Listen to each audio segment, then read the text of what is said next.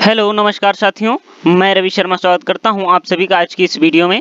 आज की वीडियो में लेकर आया हूं बीएससी एग्रीकल्चर 4th सेमेस्टर में जो सब्जेक्ट आता है एग्रीकल्चरल माइक्रोबायोलॉजी का। तो इसका आज एग्जाम हुआ है एमजेपीआर यूनिवर्सिटी में, तो उसी की जो है आज आंसर की लेकर आया हूं। यदि आप लोगों ने चैनल को सब्सक्राइब नहीं किया है तो सब्सक्राइब कर लीजिए, जिससे मैं जो वीडियो डालूंगा उसकी नोटिफिकेशन आपके पास सबसे पहले पहुंचेगी। तो पहला क्वेश्चन है हमारा कि प्रोकैरियोट्स में आनुवंशिक पदार्थ है। तो इसका राइट आंसर हो जाएगा दोस्तों, वो हो जाएगा ए वाला, एकल वृत्ताकार डीएनए। ठीक है, फिर उसके बाद आता है अगला प्रश्न। इसमें पूछा गया है कि द्विविभाजन द्वारा कोशिका विभाजन सामान्यतः कहाँ होता है। तो सामान्यतः कहाँ होता है, इसका राइट आंसर हो जाएगा दोस्तों, वो हो जाएगा ए वाला, प्रोकैरियोट्स में होता है। फिर उसके बाद पूछा गया है कि पाश्चुरीकरण की खोज किसने की है। तो पाश्चुरीकरण की खोज जो है वो लुईस पाश्चर ने की है।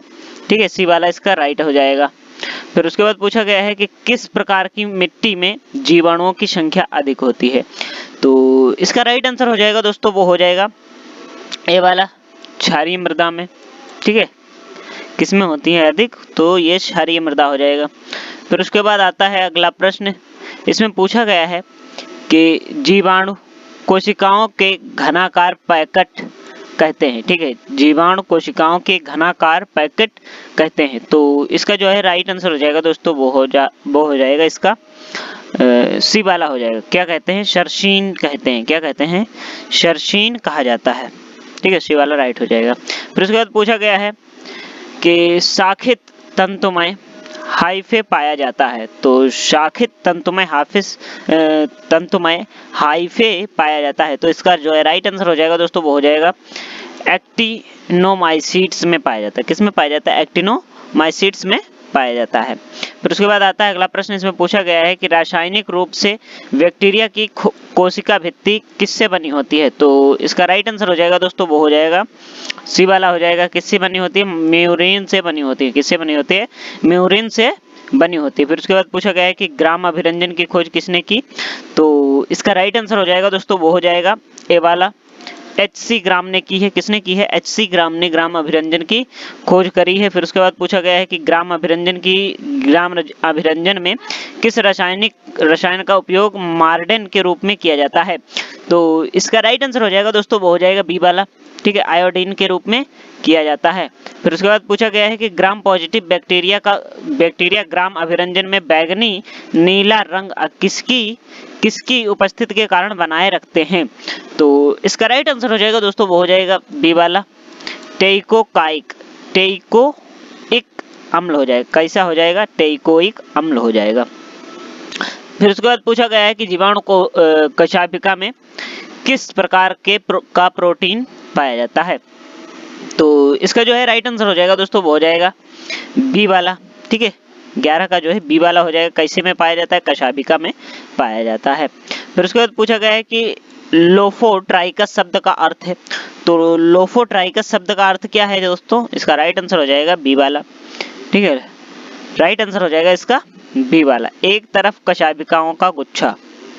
फिर उसके बाद पूछा गया है कि ग्राम अभिरंजन में किस रसायन का उपयोग मार्डेन के रूप में किया जाता है। तो इसका राइट आंसर दोस्तों हो जाएगा, ये तो 9 वाला ही आ गया है, कोई बात नहीं, इसको काट देते हैं, छोड़ देते हैं। फिर उसके बाद 13वां वाला देख लेते हैं। इसमें पूछा गया है कि कौन सा बाह्य कोशिकीय पदार्थ कुछ जीवाणुओं से शिथिल रूप से जुड़ा हुआ होता है। तो इसका राइट आंसर हो जाएगा दोस्तों, वो हो जाएगा स्लाइम। ठीक है, स्लाइम। फिर उसके बाद पूछा गया है कि जीवाणुओं की कौन सी संरचना संयुग्मन में सहायक होती है। तो इसका राइट आंसर हो जाएगा दोस्तों, वो हो जाएगा बी वाला, पीली। ठीक है, फिर उसके बाद पूछा गया है कि बैक्टीरिया में मेसोसोम के कार्य हैं। तो मेसोसोम के कार्य कौन से हैं बैक्टीरिया में। तो इसका राइट आंसर हो जाएगा दोस्तों, वो हो जाएगा डी वाला। ठीक है, उपरोक्त सभी कार्य हैं। फिर उसके बाद पूछा गया है कि जीवाणु कोशिका किस चरण में प्रवर्धित होती है। तो इसका राइट आंसर हो जाएगा दोस्तों, वो हो जाएगा बी वाला, लघु चरण में प्रवर्धित होती है। ठीक है, फिर उसके बाद आता है अगला प्रश्न। इसमें पूछा गया है कि जीवाणु अपने परिवेश से रासायनिक ऊर्जा प्राप्त करते हैं, इसे क्या कहते हैं।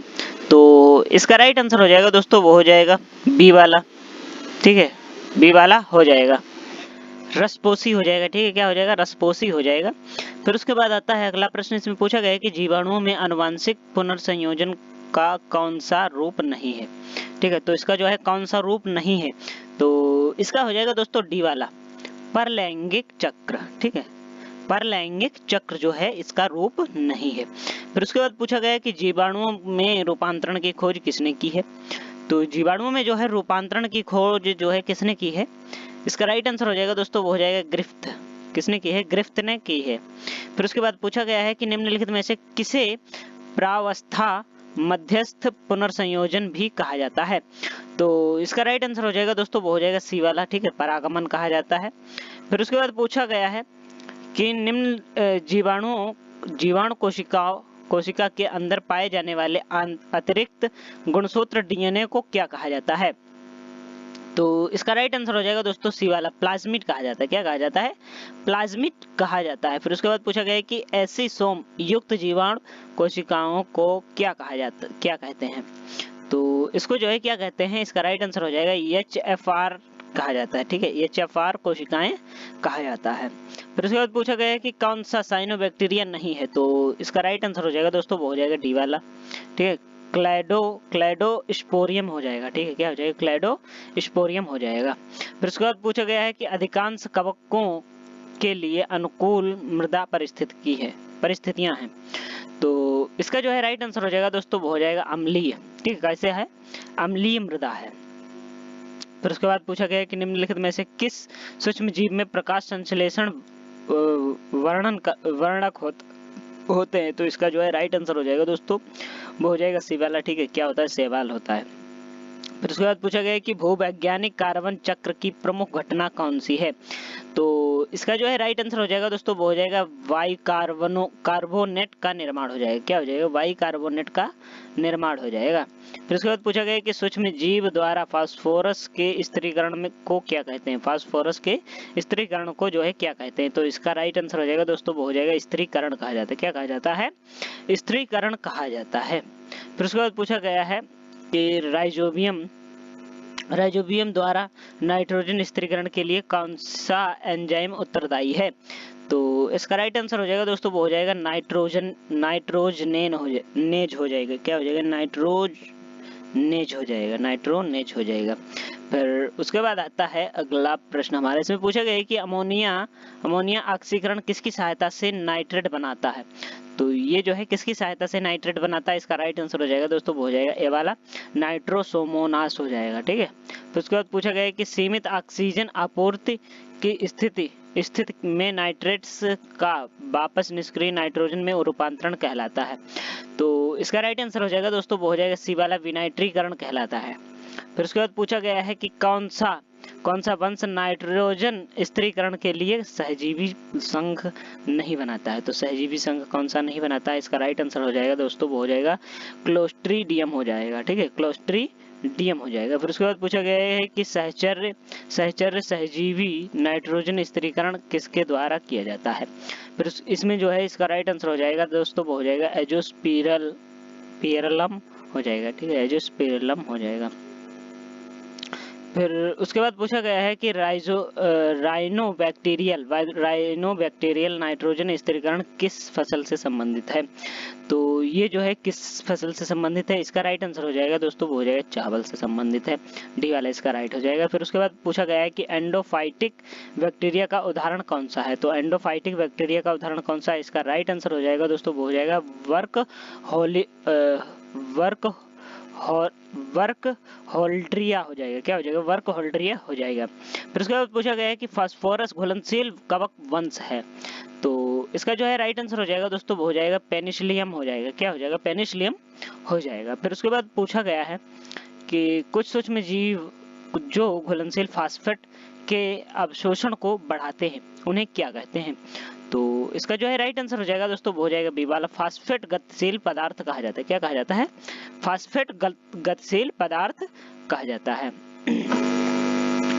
उसके बाद दोस्तों पूछा गया है कि विभिन्न प्रकार के जीवाणु पौधों की वृद्धि और स्वास्थ्य को बढ़ावा दे सकते हैं जिन्हें कहा जाता है, तो जिन्हें क्या कहा जाता है, इसका राइट आंसर हो जाएगा PGPR कहा जाता है, जिन्हें क्या कहा जाता है, PGPR कहा जाता है, ठीक है, ए वाला इसका राइट हो जाएगा। फिर उसके बाद पूछा गया है कि माइकोराइजल संबंध किससे संबंधित है, तो इसका राइट आंसर हो जाएगा दोस्तों, वो हो जाएगा सी वाला, ठीक है, इसका राइट आंसर हो जाएगा सी वाला। पादप जड़ों के साथ कवक हो जाएगा, क्या हो जाएगा, पादप, सॉरी दोस्तों, इसका जो है 38 का जो है राइट आंसर हो जाएगा दोस्तों, वो हो जाएगा सी वाला, सही है, सी वाला राइट हो जाएगा। पादप जड़ों के साथ कवक जो है ये वाला राइट हो जाएगा।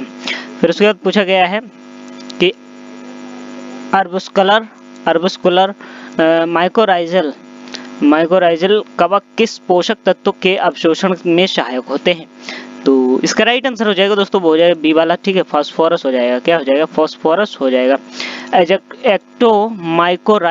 एक्टोमाइकोराइजल जड़ की विशेषता आमतौर पर निम्नलिखित की उपस्थिति से होती है, तो निम्नलिखित में से किसकी उपस्थिति पर होती है, इसका राइट आंसर हो जाएगा दोस्तों, वो हो जाएगा सी वाला, ठीक है, हार्टिग नेट के द्वारा होती है।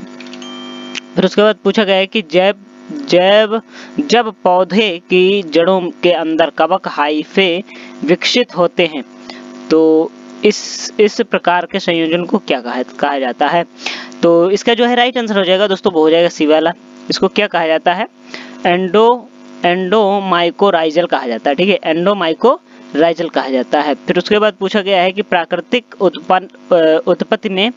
उत्पत्ति से संश्लेषित कीटनाशकों को क्या कहते हैं, तो इसका जो है राइट आंसर हो जाएगा दोस्तों, वो हो जाएगा जैव कीटनाशक कहा जाता है, क्या कहा जाता है, जैव कीटनाशक कहा जाता है। फिर उसके बाद पूछा गया है कि जब, ठीक है, सॉरी दोस्तों, इसका 42 का जो है ए वाला सही है, ठीक है। फिर उसके बाद पूछा गया है कि जब सूक्ष्म जीव कीटनाशक में सक्रिय घटकों के रूप में कार्य करते हैं तो कौन सा शब्द पसंद किया जाता है, तो कौन सा शब्द पसंद किया जाता है, इसका राइट आंसर हो जाएगा दोस्तों, वो हो जाएगा बी वाला, सूक्ष्मजीवी कीटनाशक कहा जाता है, क्या कहा जाता है, सूक्ष्मजीवी कीटनाशक कहा जाता है, ठीक है, 43 का जो है बी हो जाएगा। फिर उसके बाद पूछा गया है कि ट्राइकोग्रामा एक है, तो ट्राइकोग्रामा जो है एक क्या है, इसका जो है राइट आंसर हो जाएगा दोस्तों, वो हो जाएगा अंडा परजीवी है, कैसा है, इसका राइट आंसर हो जाएगा दोस्तों बी वाला, अंडा परजीवी है। फिर उसके बाद पूछा गया है कि स्वतंत्र वयस्क अवस्था किससे संबंधित है, तो स्वतंत्र वयस्क अवस्था जो है किससे संबंधित है, इसका राइट आंसर हो जाएगा दोस्तों, वो हो जाएगा सी वाला, ठीक है, शिकारी और परजीवी, ठीक है, ये दोनों हो जाएंगे। फिर उसके बाद पूछा गया कि साइलेज को किण्वित करने और भंडारण करने की प्रक्रिया को क्या कहते हैं, तो इसका जो है राइट आंसर हो जाएगा दोस्तों, वो हो जाएगा ए वाला हो जाएगा, क्या हो जाएगा, एनसिलेज कहा जाता है, क्या कहा जाता है, एनसिलेज कहा जाता है। फिर उसके बाद पूछा गया है कि हेलेज शब्द किस फसल से संबंधित है, तो हेलेज जो है शब्द वो जो है मक्का से संबंधित है, किससे संबंधित है, मक्का से संबंधित है। फिर उसके बाद पूछा गया है कि 48वां इसमें पूछा गया है कि शैवाल जैव ईंधन को क्या कहा जाता है, तो इसका जो है राइट आंसर हो जाएगा दोस्तों, वो हो जाएगा जैव ईंधन की तीसरी पीढ़ी कहा जाता है, क्या कहा जाता है, जैव ईंधन की तीसरी पीढ़ी कहा जाता है। 48 का जो है सी हो जाएगा राइट आंसर। फिर उसके बाद आता है अगला प्रश्न, इसमें पूछा गया है कि रेपसीड, सूरजमुखी आदि जैसी फसलों से प्राप्त तेल समृद्ध जैव सामग्री को माना जाता है, तो इसका जो है राइट आंसर हो जाएगा दोस्तों, वो हो जाएगा प्रथम पीढ़ी का जैव ईंधन माना जाता है, ठीक है, प्रथम पीढ़ी का जैव ईंधन माना जाता है। फिर उसके बाद पूछा गया है कि जीवाणुओं द्वारा एसिटिक अम्ल और कार्बन डाइऑक्साइड के उत्पादन को क्या कहते हैं, तो इसका जो है राइट आंसर हो जाएगा दोस्तों, वो हो जाएगा एसिटोवेजिनेसिस कहा जाता है, क्या कहा जाता है, एसिटोवेजिनेसिस कहा जाता है। फिर उसके बाद पूछा गया है कि वानस्पतिक तेल से प्राप्त फैटी एसिड के मोनोएल्किल एस्टर को क्या कहते हैं, तो इसका जो है राइट आंसर हो जाएगा दोस्तों, वो हो जाएगा डी वाला, बायोडीजल कहा जाता है, क्या कहा जाता है, बायोडीजल कहा जाता है। अगर बैक्टीरिया, इसके बाद आता है अगला प्रश्न, इसमें पूछा गया है कि बैक्टीरिया ट्रांसडक्शन की खोज किसने की थी, तो बैक्टीरिया ट्रांसडक्शन की जो है खोज किसने की थी, तो इसका राइट आंसर हो जाएगा दोस्तों, वो हो जाएगा इसका ए वाला, ठीक है, जिंडर और लिडबर्गर ने की थी, ठीक है, जिंडर और लीडरबर्ग ने की थी। फिर उसके बाद पूछा गया है कि कोशिका मृत्यु किस प्रावस्था की सामान्य विशेषता है, तो इसका राइट आंसर हो जाएगा दोस्तों वो हो जाएगा ह्रास प्रावस्था हो जाएगा। क्या हो जाएगा? ह्रास प्रावस्था हो जाएगा। फिर उसके बाद पूछा गया है कि डीएनए का द्वि हेलिकल्स मॉडल किसके द्वारा जो है प्रस्तावित किया गया था? तो इसका जो है राइट आंसर हो जाएगा दोस्तों वो हो जाएगा बी वाला हो जाएगा, वाटसन और क्रिक के द्वारा किया गया था। किसके द्वारा किया गया था? वाटसन और क्रिक के द्वारा किया गया था। फिर उसके बाद पूछा गया है कि जीवाणु कोशिकाओं का अनुमानित आकार क्या होता है? तो इसका जो है राइट आंसर हो जाएगा दोस्तों वो हो जाएगा बी वाला, 0.5 से 1.0 माइक्रोमीटर व्यास होता है। फिर उसके बाद आता है अगला प्रश्न। इसमें पूछा गया है कि सेलमैन वाक्समैन ने 1944 में किस एंटीबायोटिक की खोज की थी? तो इसका जो है राइट आंसर हो जाएगा दोस्तों वो हो जाएगा स्ट्रेप्टोमाइसिन हो जाएगा। क्या हो जाएगा? स्ट्रेप्टोमाइसिन हो जाएगा। फिर उसके बाद पूछा गया है कि इस टीकाकरण का आविष्कार किसने किया था? तो इसका जो है राइट आंसर हो जाएगा दोस्तों वो हो जाएगा जेनर ने किया था। टीकाकरण का जो है क्या आविष्कार किसने किया था? तो ये जेनर ने किया था। फिर उसके बाद पूछा गया है कि पौधे में माइकोराइजा कवक का प्राथमिक कार्य क्या है? तो माइकोराइजा का जो है प्राथमिक कार्य क्या है? इसका राइट आंसर हो जाएगा दोस्तों वो हो जाएगा फास्फोरस अवशोषण हो जाएगा। ठीक है। फिर उसके बाद पूछा गया है कि किस तत्व के कार्बनिक संकुल का अकार्बनिक अवस्था में रूपांतरण कहलाता है? तो इसका जो है राइट आंसर हो जाएगा दोस्तों वो हो जाएगा खनिजीकरण कहलाता है। क्या कहलाता है? खनिजीकरण कहलाता है। फिर उसके बाद पूछा गया है कि कोशिका संपर्क के माध्यम से दाता से प्रदत्त प्राप्तकर्ता जीवाणु में आनुवांशिक पदार्थ के स्थानांतरण को क्या कहते हैं? तो इसका जो है राइट आंसर हो जाएगा दोस्तों वो हो जाएगा सी वाला। ठीक है। इसको क्या कहा जाता है? संयुग्मन कहा जाता है। ठीक है। फिर उसके बाद आता है अगला प्रश्न। इसमें पूछा गया है कि जीवाणुओं में विषाणु के माध्यम से आनुवांशिक पदार्थ के स्थानांतरण को कहते हैं। तो इसको जो है क्या कहा जाता है? इसका राइट आंसर हो जाएगा परागमन कहा जाता है। क्या कहा जाता है? इसको जो है परागमन कहा जाता है। फिर उसके बाद पूछा गया है कि साइनोबैक्टीरिया और भी कहा जाता है। तो साइनोबैक्टीरिया को और क्या कहा जाता है? इसका जो है राइट आंसर हो जाएगा दोस्तों वो हो जाएगा ए वाला, नील हरित शैवाल कहा जाता है। फिर उसके बाद पूछा गया है कि लिटमस एक प्राकृतिक रंग है जो प्राप्त होता है। तो लिटमस जो है प्राकृतिक रंग है जो किससे प्राप्त होता है? इसका राइट आंसर हो जाएगा दोस्तों वो हो जाएगा लाइकेन से प्राप्त होता है। सी वाला राइट हो जाएगा। फिर उसके बाद पूछा गया है कि निम्नलिखित में से कौन पौधों द्वारा मिट्टी से फास्फोरस अवशोषण में जो है मदद करता है? तो इसका जो है राइट आंसर हो जाएगा दोस्तों वो हो जाएगा ग्लोमस हो जाएगा। क्या हो जाएगा? ग्लोमस हो जाएगा। फिर उसके बाद पूछा गया है कि फलियों की जड़ की गांठों में एक गुलाबी रंग द्रव्य होता है जिसमें ऑक्सीजन के प्रति उच्च आकर्षण होता है। कैसा होता है? उच्च आकर्षण होता है उसका। इसका जो है राइट आंसर हो जाएगा बी वाला हो जाएगा, लेग हीमोग्लोबिन हो जाएगा। क्या हो जाएगा? लेग हीमोग्लोबिन हो जाएगा। फिर उसके बाद पूछा गया कि पौधे नाइट्रोजन को किस रूप में अवशोषित करते हैं? तो पौधे जो है नाइट्रोजन को किस रूप में अवशोषित करते हैं? इसका जो है राइट आंसर हो जाएगा दोस्तों वो हो जाएगा डी वाला, अमोनिया, नाइट्राइट और नाइट्रेट। ठीक है। इन सभी के रूप में अवशोषित करते हैं। फिर उसके बाद पूछा गया है कि नाइट्रेट्स का नाइट्रोजन के रूप में जो है रूपांतरण कहलाता है। तो इसका जो है राइट आंसर हो जाएगा दोस्तों वो हो जाएगा विनाइट्रीकरण कहलाता है। ठीक है। फिर उसके बाद पूछा गया है कि जीवमंडल में नाइट्रोजन का मुख्य भंडार है। तो इसका जो है राइट आंसर हो जाएगा दोस्तों वो हो जाएगा वायुमंडल हो जाएगा। क्या हो जाएगा? वायुमंडल हो जाएगा। फिर उसके बाद पूछा गया है कि कार्बन चक्र में पौधों के लिए कार्बन का स्रोत होता है। तो इसका जो है राइट आंसर हो जाएगा दोस्तों वो हो जाएगा सी वाला, वायुमंडलीय कार्बन डाइऑक्साइड, वायुमंडलीय कार्बन डाइऑक्साइड हो जाएगा। फिर उसके बाद पूछा गया है कि जीवाश्म ईंधन का जलना निम्नलिखित में से किन प्रदूषक का मुख्य स्रोत है? तो इसका जो है राइट आंसर हो जाएगा दोस्तों वो हो जाएगा डी वाला, सल्फर डाइऑक्साइड हो जाएगा। क्या हो जाएगा? सल्फर डाइऑक्साइड हो जाएगा। फिर उसके बाद पूछा गया है कि